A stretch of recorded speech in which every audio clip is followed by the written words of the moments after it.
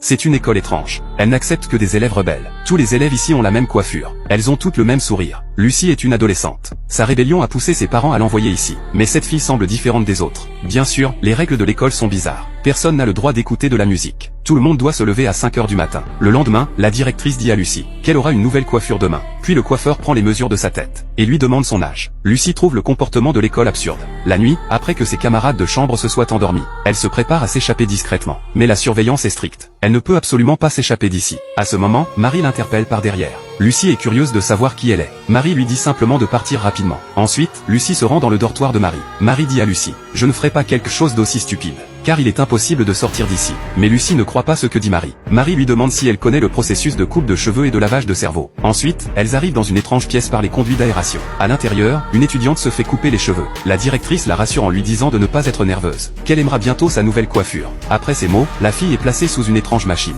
Quand un homme abaisse l'interrupteur, la machine émet une épaisse fumée. La seconde suivante, la fille est complètement transformée et devient anormalement joyeuse. À ce moment, Lucie heurte accidentellement un clou. Le clou tombe au sol en faisant du bruit. Les deux filles s'enfuient rapidement par le conduit. Lucie se demande pourquoi Marie n'est pas affectée. Marie explique qu'elle a subi une opération du cerveau étant petite. Une plaque métallique a été implantée dans sa tête. Donc cette machine n'a aucun effet sur elle. Puisque Marie sait comment sortir d'ici, pourquoi reste-t-elle encore ici? Parce que la fille qu'elle vient de voir est la sœur de Marie. Sa sœur a déjà subi le lavage de cerveau. Elle doit rester ici pour protéger sa sœur. Le lendemain, Lucie sort une boîte à musique pour que sa camarade l'ouvre. Sa camarade touche accidentellement l'interrupteur.